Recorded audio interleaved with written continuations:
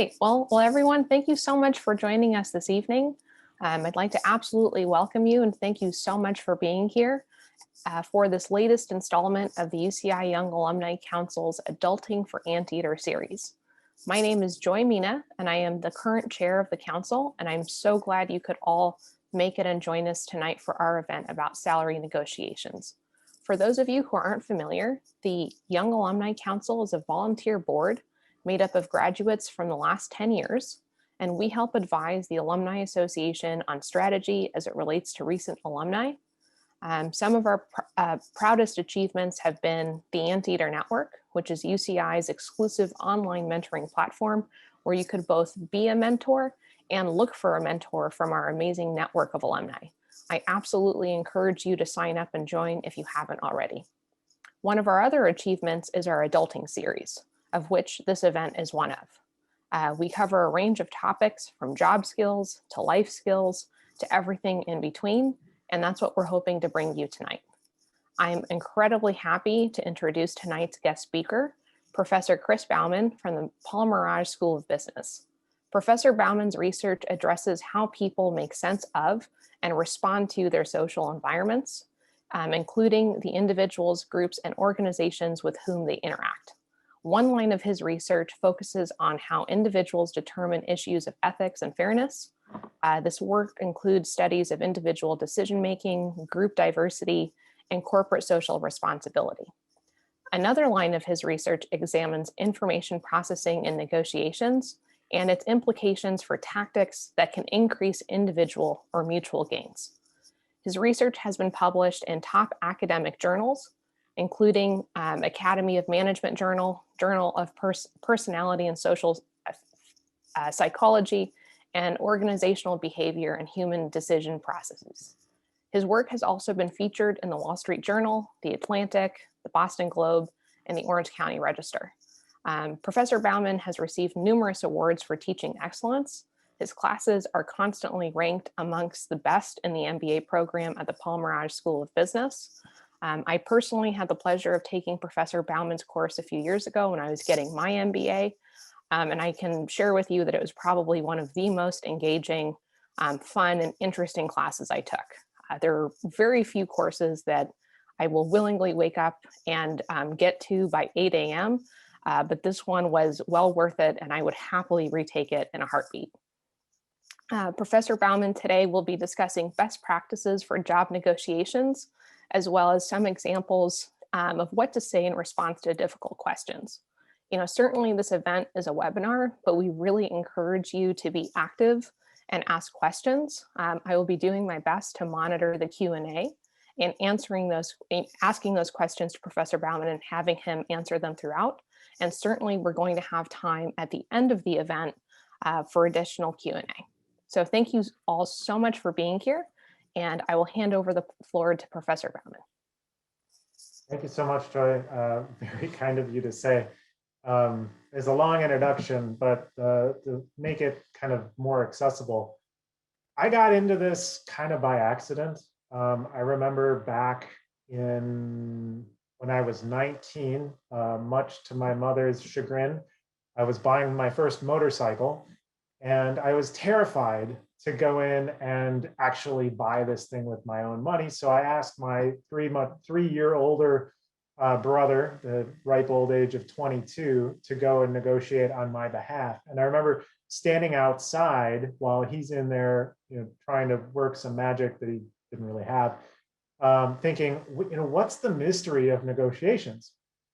And several years later, after finished grad school and became a postdoctoral scholar, had an opportunity to start studying negotiations. And I was always fascinated, but why is this such a mysterious part of human interaction? I'm a psychologist by training, and I'm interested in how people interact with one another.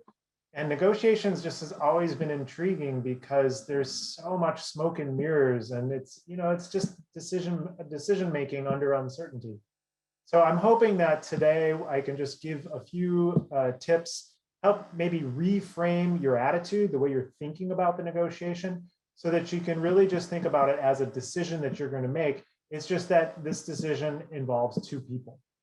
So just, as a disclaimer, I'm going to make the slides available. Of course, the recording will be available as well. But the slides are really just a companion to this full presentation. So if somebody has just the slide deck, I want them to try and get a hold of the whole webinar too. I also want to put a plug in. Everybody should take a negotiations course. It certainly doesn't have to be mine. It doesn't have to be through UCI. The Merage School does offer kind of continuing education of negotiations programs. But negotiations is really just, it's two people agreeing to work together voluntarily to achieve outcomes that are better than what they could achieve on their own. And so negotiations, you might think of it as buying and selling or hiring and working, but actually it's just a general skill set to help you interact with others. So just, be a good connoisseur of information. There are some great books out there. There's a lot of free sources out there, but maybe I'm biased anyway. So what I want to start out with is some data, because all of this is empirically based.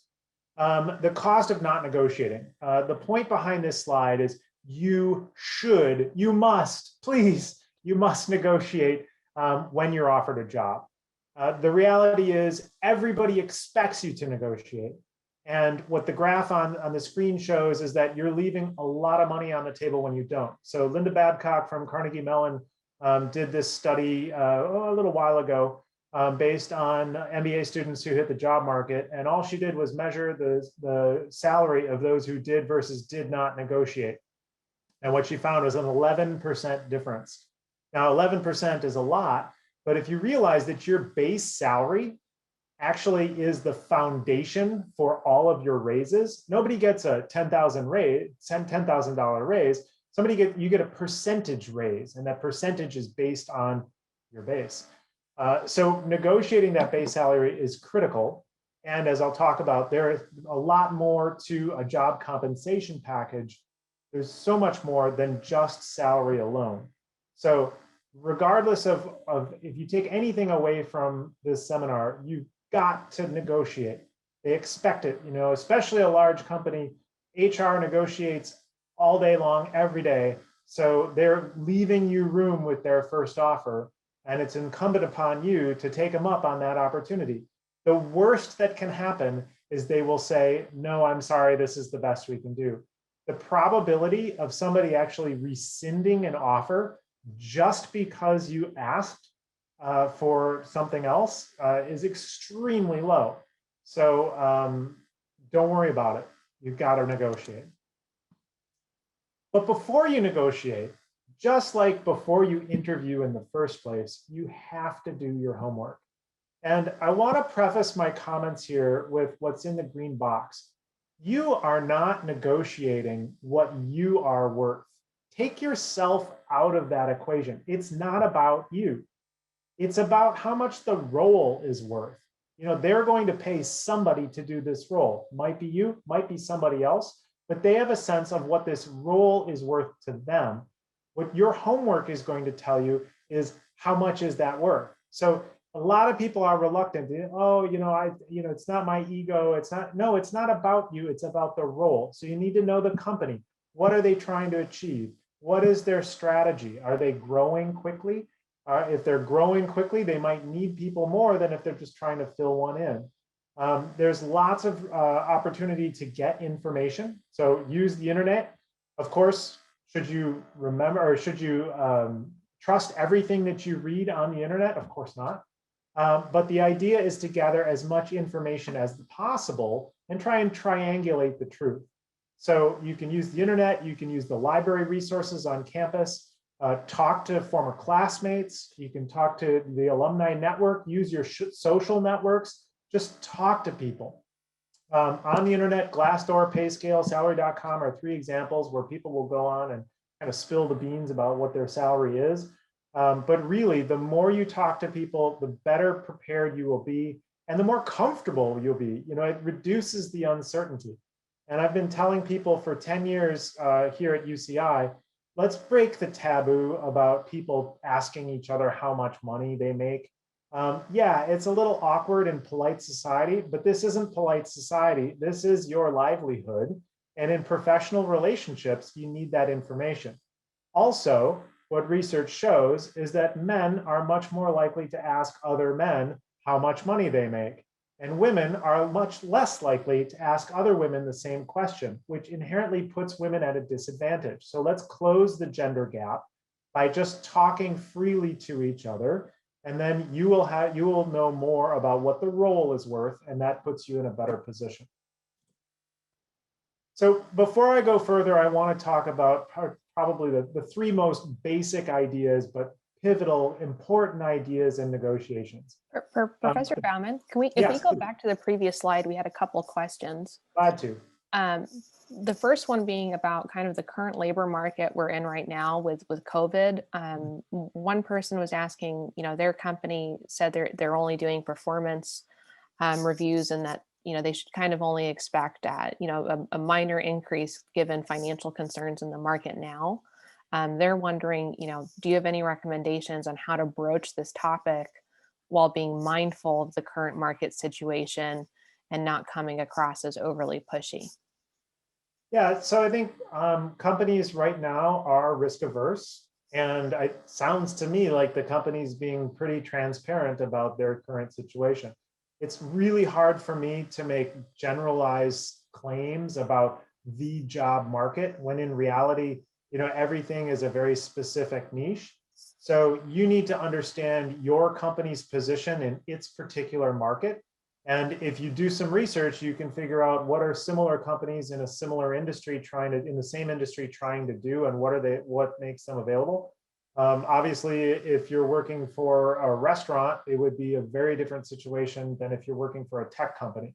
So you need to understand your company's situation. It may be that they are just not able to do raises right now. But when the uncertainty abates a little bit, and hopefully, I'm optimistic that we're going to have a lot more clarity in 4 or 6 months, then you'll be prepared to do it.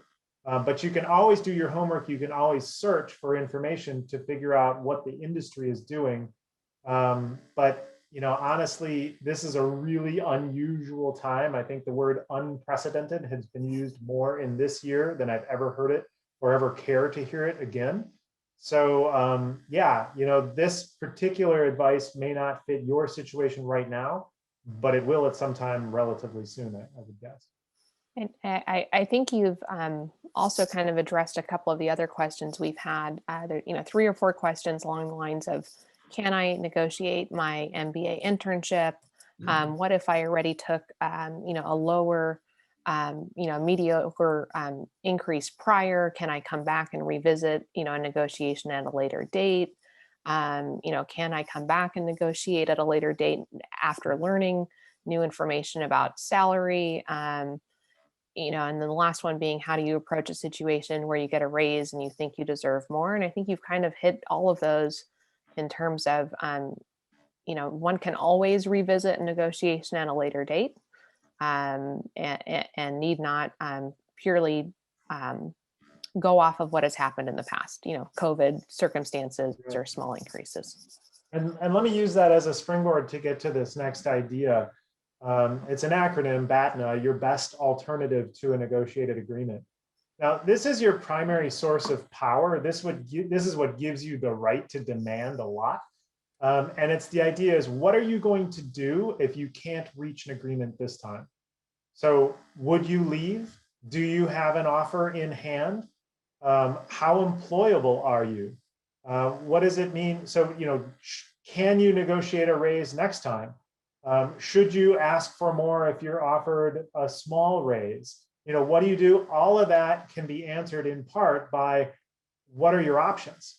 So if you have no plan on leaving the company and they tell you no, well, then you have fewer options than if you have an outside offer in your hand. So to the extent that you are unsettled or unhappy, then sometimes, yes, it is appropriate to start looking for other opportunities. But I wouldn't go walking into your manager's office and say, well, if I don't get paid more, then I'm going to leave, unless you're actually serious about doing it. So the idea of your BATNA is, it's your fallback plan. It's your next best option to a negotiated agreement. And if you feel stuck somewhere, or if you feel underappreciated, sometimes you have to start looking. It's not about loyalty, it's about getting what's fair and what you deserve. So looking is not the worst thing. Is looking right now the best time? Depends on your industry. Looking certainly takes some effort, but maybe that's something you need to find out for yourself. All of the research that I'm telling you to do is going to help you find your own answers to, are you underpaid? Was your salary raise last time too low? Would the grass actually be greener somewhere else? I can't tell you that. Your research for your industry with your skill set, your experiences, et cetera, are going to be, you're going to answer your own question there. Based on your other options or your best option in particular, then you need to figure out, well, what's the least you'd be willing to accept? And that's your reservation point. So this includes any deal breakers, any must-haves. So this is again based on your research, based on your alternatives. It should inform what your minimums are. And your minimum is not just your salary. Something that I'm going to emphasize time and time again tonight is that your salary is just one part of many aspects of your overall compensation and the overall value, including non-financial or non-economic sources of value that your job provides. So before you negotiate, you have to know what are your alternatives, you have to know what the market rate is, and then you can figure out at what point are you willing to accept an offer, or do you want to walk away? But a lot of times negotiators make a mistake. They only focus on their worst case scenario and they don't also try and conceptualize their best case scenario. Now, the lazy negotiator is going to say, well, I'm going to try and get as much as I can. Great, but as a psychologist, I can tell you that that is not going to serve you as well as trying to come up with a specific number that is your target or a specific package that is your target. You want to, again, based on your research and based on your knowledge of the market for someone who has skills like yours, experiences like yours, titles like the one you're holding right now, what is somebody like that able to achieve on a good day? And this should be an amount that's ambitious, but also realistic. So once you do all that, I'm going to tell you about the best tool that I can offer you. It's the best tool I offer in my negotiations class all quarter long. It's a very simple idea, but it ends up being incredibly powerful because, again, it takes away so much of that mystery about the negotiation. In short, what you want to do is just list the issues, where issues are things you want to talk about. You can think of them as variables that you and another party could settle. So this might be your base salary. That's an obvious one. Maybe you work in an industry where a bonus structure is common. Vacation days, work from home, any number of things that you can think of, and I'll help you with some ideas down the road. But every aspect that could be in your job contract, whether or not it's in the initial offer or not, but just what could be there. And based on your research, what are other people in similar roles also getting? So you want to brainstorm. You want to figure out, what could I get here? Then you want to write down, what is your Batna? What are you going to do if this breaks down? Are you going to just swallow hard and go back to your cubicle? Are you going to start looking for a job? Do you already have an offer from somewhere else in hand? This is just to help you be concrete about that. And then based on your alternative, whether it's staying put, that would a no raise basically, or some sort of outside offer, then you need to figure out, well, what's the least you would be willing to accept? That's your reservation point. Write it down. It's very useful to have it in black and white. And finally, don't forget your target. So you need something to aim for. As much as you can is not motivating. It doesn't help anything. So you need some sort of concrete guidance for yourself here. So here's the world's worst planning document. It's not organized as nicely as the one on before, but it's a laundry list of things that I want you to consider as you're working through your preparation. These are things to think about. So of course, the financial aspects, so the salary, the bonus, et cetera. Is there stability? What about the location? Sometimes the location is negotiable. Sometimes independence is negotiable. So how much do you need to check in? Are there opportunities for growth? And then do you have a plan? Maybe your boss is not able to offer you a raise right now, but maybe you can negotiate some sort of accelerated training program where you can envision being prepared to take the next step in 6 months. If nothing else, having that conversation puts it in that person's head that you're ready for the next challenge. But overall, the theme here is that preparation is key. I can't tell you a magic phrase that's going to get you everything that you want. Instead, you need to know what's right for your market, your job, your skill set, etc. So this planning document, actually writing stuff down, is going to help you prepare. And there's something amazing that happens about doing it in black and white. I can have all sorts of brilliant ideas when I'm laying in bed or thinking while I'm riding my bike or something. And it's amazing how if I sit down to try to write them out, everything changes and I get a lot of clarity, and both in terms of what is a good idea and what's a lousy idea. So actually putting pen to paper is useful. But you want to think broadly about your priorities. I mentioned most of those, but don't forget the qualitative issues, the non-quantitative issues. So there might be other factors that you can negotiate that are going to be important to you. Again, this differs wildly across industries, across jobs. So it's really up to you to figure out, well, what's missing from what your planning document already includes. The missing issues are probably the single best way for you to get additional value in a negotiation about salary. So yes, you absolutely can and should ask for a higher base, but I've probably talked to over 100 UCI graduates in my time here, and systematically the opportunities for adding value to their job packages. Yes, some of it comes from the base package, but a lot of it comes from issues that were not in their initial offer. So creativity goes a long way here. And you want to think about trade-offs. If somebody says no on one thing, how can you recoup that value somewhere else? So a couple common mistakes. First of all, it is tempting, it is psychologically attractive if you have lots of offers to kind of lump them together. But at the end of the day, you can only accept one. And so that's why the B in Batna is for best. So you really want to think about what will you actually do if you can't reach a deal in the upcoming negotiation. And that'll give you clarity about what's the minimum you should be willing to accept.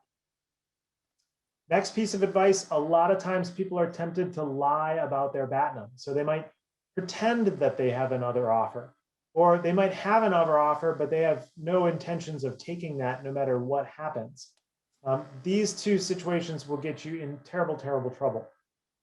So first of all, lying about your Batna is fraud, and so it's actually illegal. But it's also a mistake because you can get the same traction often by just making the counteroffer, by naming something that you think is attractive. And the phrase that I would use to deliver that information is, well, based on my research, it seems that similar positions are going for something in the neighborhood of, and then name a specific salary. Now, what that does is two things. So first of all, you're naming a specific salary. You're trying to take control of some of the conversation and having the conversation start to revolve around your number as opposed to the other side's number. And then secondly, you're saying, based on my research. So again, this isn't about your value. It's not about your ego. It's about your research. And if the other side disagrees, then they're disagreeing with your research. They're not disagreeing with your claims about how much you are worth. And that's a lot easier to deal with. A lot of times people might be tempted to lie about their current salary or their prior salary. Again, first of all, it's just wrong. But secondly, you don't need to do that in order to gain similar traction. Instead, focus on your research and what other similar roles are being paid. Always think in, the third part is always think in total aggregate value. So if you get fixated on any one aspect of your compensation package, that's going to lead you away from opportunities to add these other things. And then the fourth thing is never reveal your reservation point. So if they ask you what's the minimum you'd be willing to accept, don't answer it. That, if you tell them what your minimum is, what do you think you're going to get? Exactly your minimum. So a lot of times recruiters will ask for your salary expectations. We will talk about how to handle those types of questions in a minute. But instead of just talking about your reservation point, if they say, well, what's the minimum you'd be willing to accept? Instead, you could say something again like, well, based on my research, this is the amount that I think would be fair. And by saying this is the amount I think would be fair, it's clear that you're not talking about your minimum, and it puts a lot more pressure on them to respond and make some sort of concession. Professor Bauman, we're getting quite a few questions. I'm going to try to group them by theme. So one of the most common ones is how to start a negotiation or how to broach the topic. Once someone is prepared, they've done their research, they know their BATNA, they have their planning document. How do they go about initiating a conversation with their employer, either an existing employer or potential? Yeah, so it's definitely a lot easier when you get an offer, and then there's a natural time to say, thank you so much for the offer. I'm really excited about the prospect of joining the company. I just have 3 questions I'd like to ask, and then you launch in and start negotiating on those 3 items. The next time we're working within your company, the next logical time to do it would be at a periodic review period. So when your review period is going to come up. Hopefully, depending upon the type of company that you work for, you'll know in 6 months or in 12 months when that time is going to be. But really, any opportunity where this, the everyday kind of day in, day out habit has been disrupted, either because you're taking on new responsibilities or because somebody's left, or any sort of disruption would be an opportune time. And what I would actually say off the top of my head would be something along the lines of this. You could say something like, I'm really eager to take on new responsibilities. I feel like I've been performing at a high level. If not, let me know. But I'm eager to take on new responsibilities, and I'd also be interested in, adding responsibilities in order to boost my overall compensation. So, I think that was a little clumsy because it's off the top of my head. But thinking about a way where you want to talk about taking on new responsibilities or what responsibilities you have taken on successfully, and then talk about how you'd like to adjust your compensation to match those new responsibilities. I think that's a pretty natural way of doing it. I think that's certainly fair, and it's always fair game to start the conversation. We are getting a couple more questions, and I'm going to group these as tactics. One person is asking about public versus private sector. Another person's asking about small to medium-sized companies or startups, and the differences. I think it's probably fair to say, regardless of the company's situation, that the basics are the same. Yeah, I think that. Do you agree with that? Basics absolutely are the same. I think with nonprofits, you expect to be paid less. But I've got friends who work for the state in the Parks Commission and a variety of other nonprofits that you still need to have this conversation. And unfortunately, I think the people who go into those jobs because they feel good about what they're doing are often underpaid because they don't ask for more. And based on what some of my friends have been able to do, asking is important because you're less likely to be given systematic bumps, even cost of living adjustments, if you don't ask. So you've got to find a way to ask. And your relationship with your managers and your boss's boss, I guess, better than I do, but you've got to find a way to talk about it. Startups is tricky. Startups, again, depending on the industry, I know founders who ask, what's the least amount of salary you'd be willing to take? Because they honestly don't have the cash to burn. And so in exchange, people might take, I'll take $35,000 a year, but I expect a lot of options, stock options.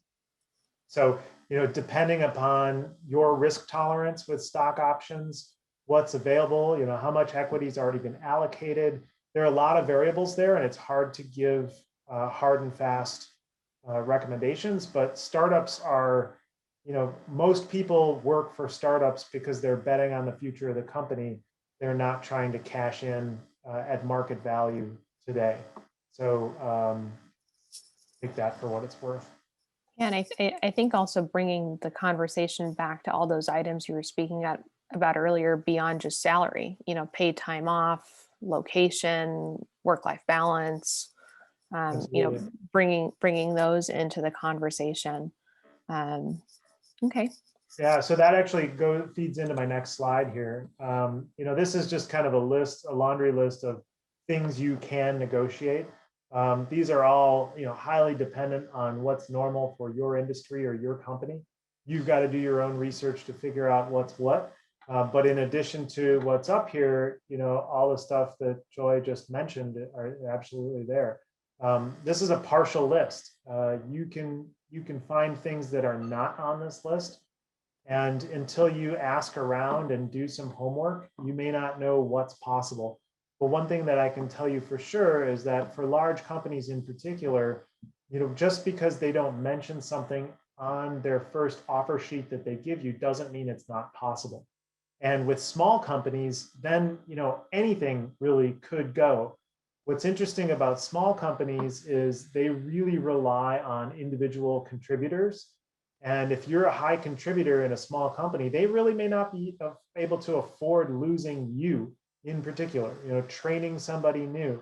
Doesn't mean you can overvalue yourself, but again, factor all of that into your BATNA and also your perceptions of the other side's BATNA. That with small companies, they may have a lot of flexibility, especially private companies. They can let you do whatever they want. So it's possible to have that conversation. You just need to do some research and figure out what's reasonable to ask for. One thing to note in the grand scheme of things, and I'll get myself out of the picture here, this is some research done by Nobel Prize winner Danny Kahneman. The graph looks really fancy, but all I'm trying to emphasize here is non-compensation factors go a long way towards job satisfaction and life satisfaction. And what these curves all show is that somewhere after $80,000, the relationship between positive emotions and negative emotions and stress all sort of evaporate. So it's not all about the money past a certain point. So make sure that when you're thinking about what does your job entail, what are the forms of compensation, or just the characteristics of the job itself, make sure that you're appropriately weighting things that don't have to do with money.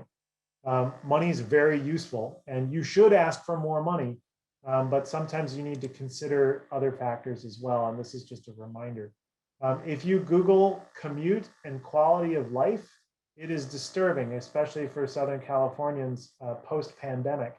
You need to be careful about how much time you're spending in your car, because that is a surefire way to make yourself miserable. So it might be worth something to you to find something closer to home, even if you accept a little bit less money. All right, so I've got a couple slides left, and then I will shut up and take more questions. But things you can do. So first of all, if you can get an outside offer, even just going through that process is going to help you evaluate whether you're paid fairly or not. If you do go to your boss with an outside offer, be careful. I wouldn't do it unless you're prepared to actually take that other job. Second, if you avoid negotiating until you have a written offer, if at all possible. And interesting things happen once you've been given this offer. The tables sort of turn. So you're trying to get that job, and then once you've gotten that offer, they're trying to get you to sign it. The hiring manager has gone through a lot of time and effort, and they've chosen you over everybody else in the pool. So they are interested in recruiting you now. So get that offer, look it over carefully, And then you're in a position to ask questions. So you can ask for a job description, you can ask for trade-offs, oh, I don't really need this, but how about that instead? And then you never need to negotiate right when you get right when they give you an offer. The appropriate thing to say is, oh yes, thank you. I'm so excited. It's been a wonderful interview process. I've enjoyed meeting so many people. I'd like to take a couple days to look over the full contract, to talk it over with some people. May I get back to you in 48 hours or something like that? That'll give you time to create a planning document, to think carefully about what's missing from the offer, help you once again reaffirm the salary that you can expect to get. When you are ready to negotiate, and this maybe it is certainly applicable when you're getting a new job, but also applicable if you're in your current job, the best time to negotiate is before you say yes. So if you've had that performance review and they say, we're going to raise your salary a little bit, you can come back and say, thank you very much. I appreciate the vote of confidence. I'd like to talk about my compensation package. I actually have 3 things I'd like to talk to you about. I'd like to talk to you about my base salary. I'd like to talk to you about my bonus structure, and I'd like to talk to you about days off. So first, with my base salary, I believe that based on my research, other people with similar job titles in similar companies are paid more like X, where X is a specific number. You're making a counteroffer. Again, you're just couching it in terms of what my research tells me. But having this sort of really organized approach where I've got 3 things, 3 is not a magic number. 5 is probably getting to be too many. 8 is way too many. So you want to pick your battles. But by saying upfront, I've got 3 things I want to talk to you about, it prevents people from getting frustrated of the and then. People want to be done. And so you're telling them this is what it takes to be done. You're more powerful before you've said yes. So if there's still things to work out, no hurry to accept the offer until they've worked it out. And no matter what you say, as you come back with a counteroffer, just frame it in terms of how it's going to help you do your job better, stay there longer, be more committed, et cetera, et cetera. If you need more time, you can negotiate an extension. They may say no, but nobody's going to rescind an offer because you're asking for an extra week to decide. And then finally, you can be strategic about your rationale. So, I've got a quote here, just trying to frame that. Now, in general, leaving negotiations aside and talking about human interactions, psychologists have found that when you meet somebody, you very quickly assess them on 2 main personality dimensions, or 2 different trait dimensions. One is called competence. Is that person able? Are they, intelligent, capable, et cetera? And the other is more of a sociability or interpersonal warmth dimension. So when you are talking to your boss or a hiring manager or a recruiter or somebody from HR, you want to have your planning document, your numbers, your figures, et cetera, but don't forget the human side. You want to come off as competent, you've done your research, and warm, you're reasonable, you've got justifications, you're easygoing, you might even smile once in a while. Now, here's another instance where gender rears its ugly head. Unfortunately, women are held to a higher standard than men. Stereotypically, men can get away with being competent and cold, and they're not punished for it as much. Women need to come off as competent and also warm. Now, it's not right, it's not fair, I don't defend it, but what I do strongly advocate is that everybody, especially women, but also men, need to be rehearsed, prepared, comfortable with what they're going to say, so that they can come off as both competent and warm when delivering the information that you need to deliver. All right, so a couple tough situations. Recruiters used to, or people used to always ask what your former salary was or current salary. That's now illegal in California, but if you're searching elsewhere, be ready for it. If your salary is high, you might want to reveal it, but make sure that they're not confused that you'd be expecting the same thing if you're switching industries or something like that. If your salary is low, you might want to justify, why it's low. or just in any case, avoid letting them getting you fixated on your current salary. Again, this whole negotiation, it's not about what you are worth. It's about their role is worth. And so regardless of what you're currently making, you're stepping up for a new position in a new situation, either inside or outside the company. And you want to take a pay bump or a compensation bump that's appropriate given your new role. People might ask you, what other options do you have? You can, if you have other offers that you're willing to take, that's one thing. But you can also express enthusiasm about the potential to get new offers. And then more and more now, in the very first conversation, recruiters are asking people for your salary expectations. This is really more of a reality check than the beginning of your negotiation. So again, you have to do your homework before you actually start looking for a job. You need to have some sort of answer. If on the very first touch, somebody asks you what you're looking for, you can dodge the question by saying, I'm sure that if you were offering in market value, I'd be thrilled, or I'm confident that we can come to an agreement. I'm actually interested in more than just salary. I'm looking for the opportunity as well. But if push comes to shove, you need to be able to come up with an offer, which you would answer in something like, well, based on my research, the median salary for a position like this is something in the neighborhood of, and then give a specific number. Now, again, because you're talking about your research rather than your expectations, you don't have to worry about overcommitting here. So in closing, first of all, make sure that you, based on your research, also know when to stop negotiating and accept the offer. Make sure you keep the relationship in mind. But if you don't ask for what you want, you're not going to get it. And so you need to find ways to ask. Psych yourself up, rehearse the language even, get comfortable with it, step up and ask. Don't wait for somebody to give you this gift of a raise. You need to have arguments, talk about what other people in similar roles are being paid, the amount of time that you've been in the current position, the new responsibilities you've accepted, your stellar performance, all of those things, any one of those and more could justify asking for a better package. If at all possible, get things in writing. It just clarifies everything for both parties. Another thing about gender, some research again by Linda Babcock, the one who did the first slide, found that women tend to do even better in negotiations when they imagine that they're negotiating on behalf of a loved one rather than just for themselves. And again, I think this is the mentality that if it's about me, well, I don't want to seem egotistical and I'd be okay with less. Don't talk yourself out of it. Really focus on what you think is fair if it were your best friend searching for the job.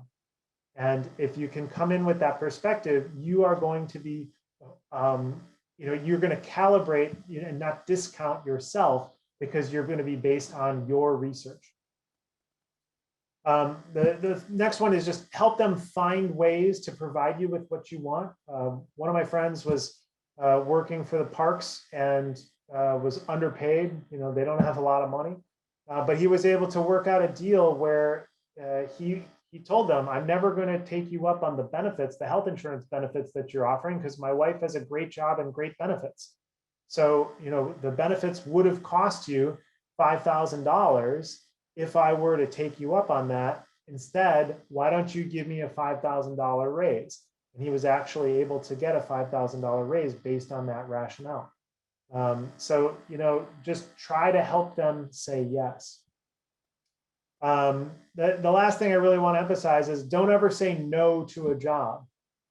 It's just the timing isn't right, or, maybe in the future, but it's a small business world and you never know who might come back around and make you an offer you can't refuse. So I will stop sharing. I will stop talking until Joy gives me some more great questions and we can spend some more time trying to figure out what's useful to you. Excellent. Well, we have plenty of questions lined up, and thank you so much for walking us through that framework. as someone who's used the framework, it's been invaluable in my life in many areas. So it's really great. So I'm just going to run down our list of questions if that's okay with you. Okay, so the first one being, if one is asked to provide a salary range, do you have any guidance in terms of how big of a range, or should someone just give a number?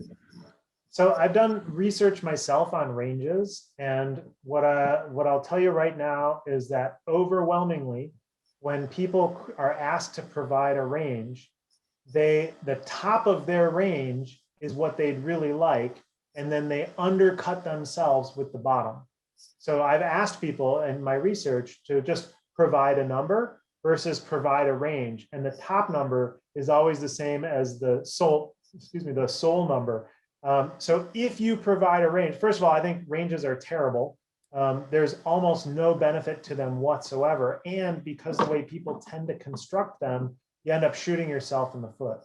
So instead, I would always do my research looking for a point that you'd be comfortable with. It's going to be more successful at actually controlling the conversation about drawing them away from their first offer and toward the amount that you actually want.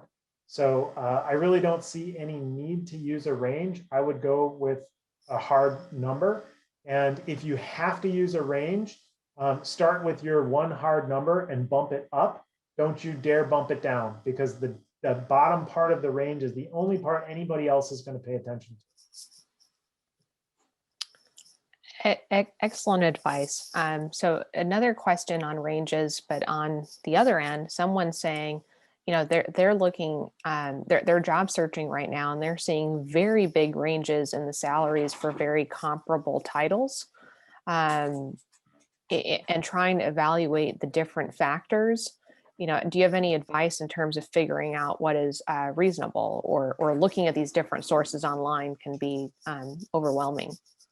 Yeah, it's tough. The truth is that titles are not always reflective of the responsibility. And so doing a quick search and looking at the range of salaries for a given title is a good start.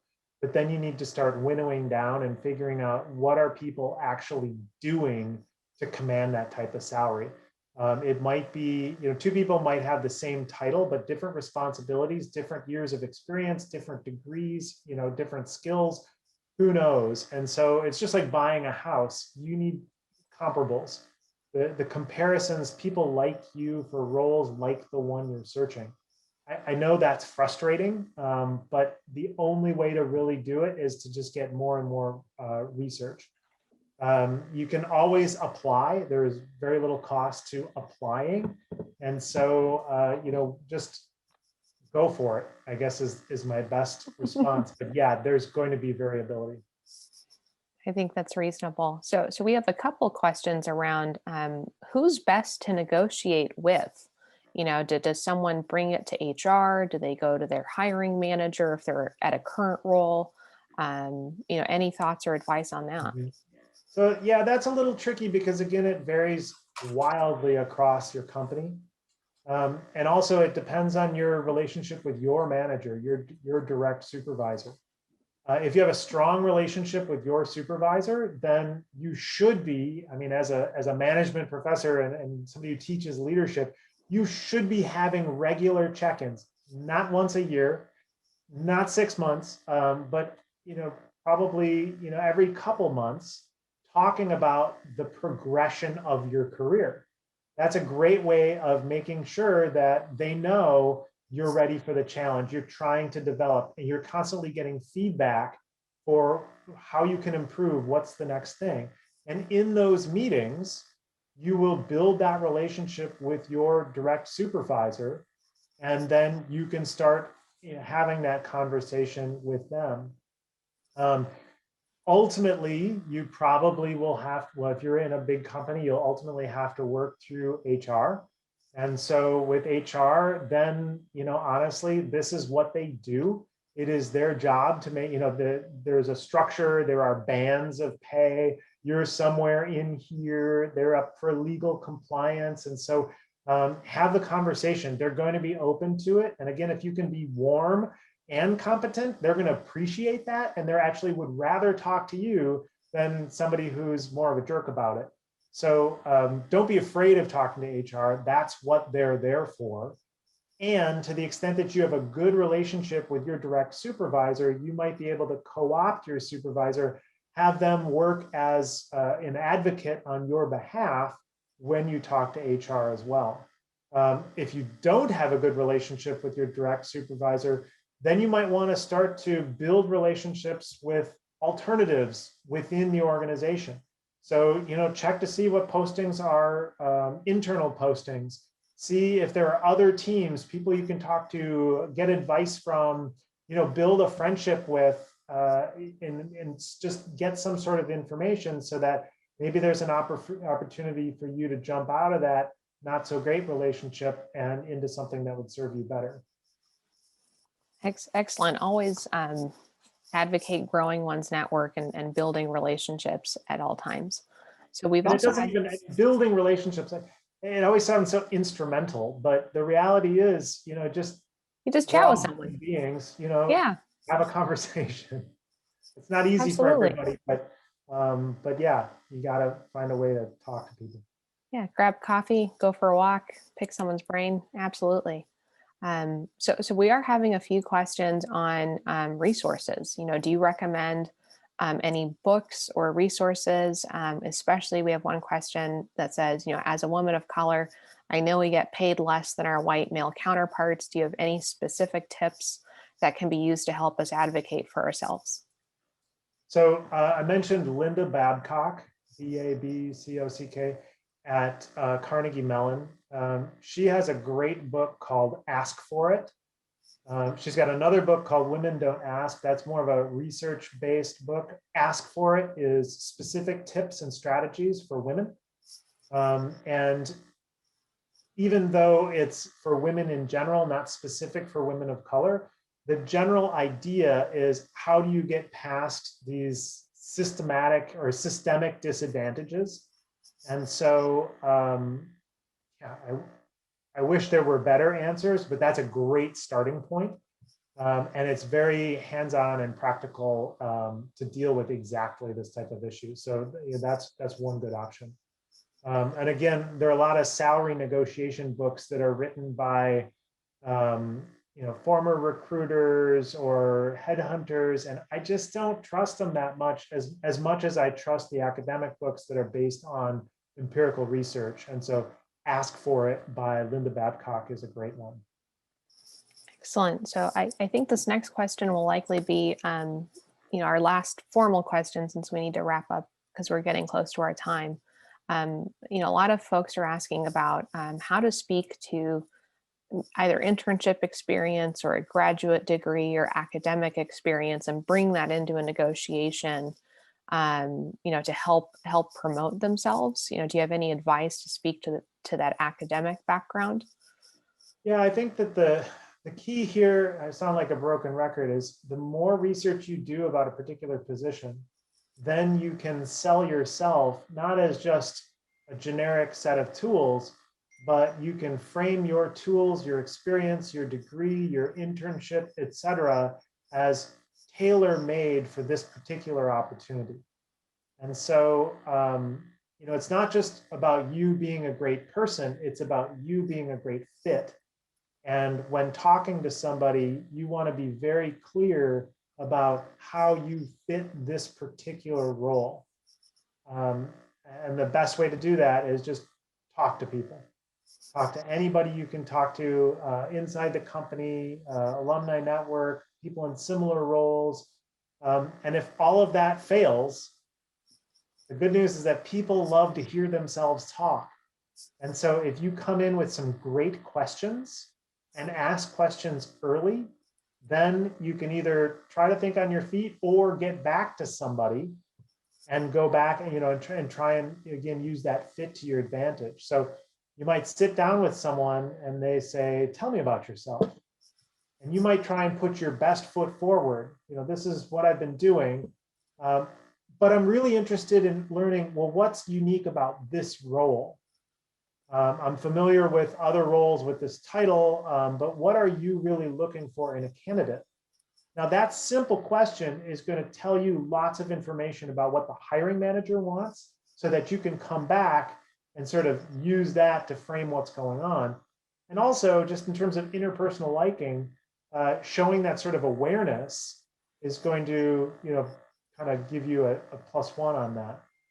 And then when you follow up after the interview is over, that gives you another opportunity to talk about fit.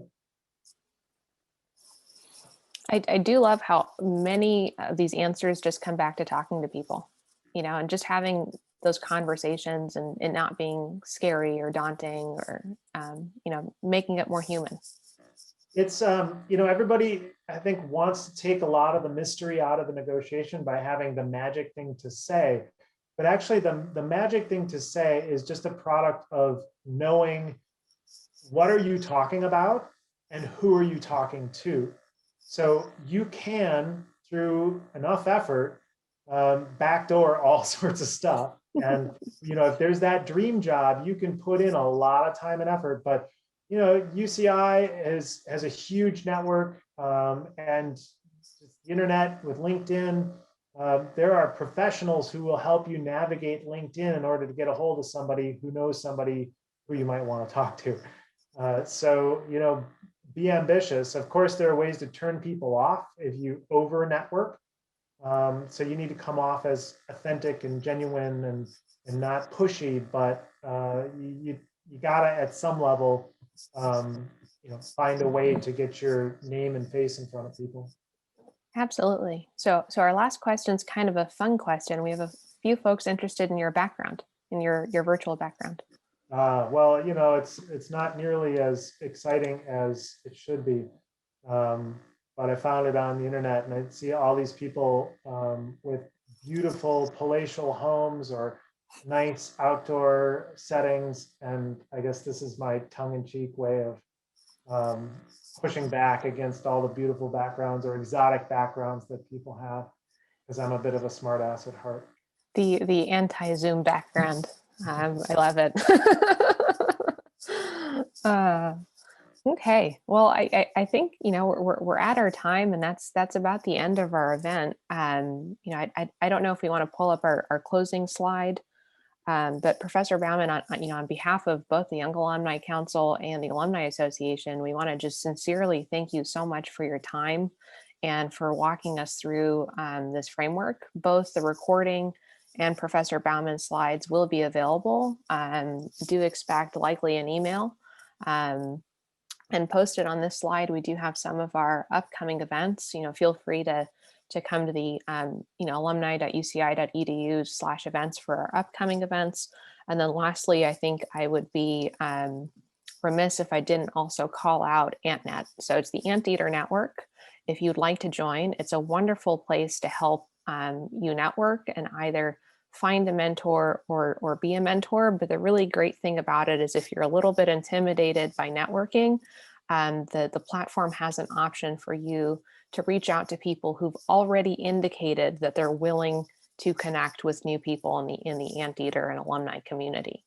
So it's a great way to get warm leads and kind of get your foot in the water for networking. So thank you all so much for joining us for this webinar, and Professor Bauman for your time. Glad to do it.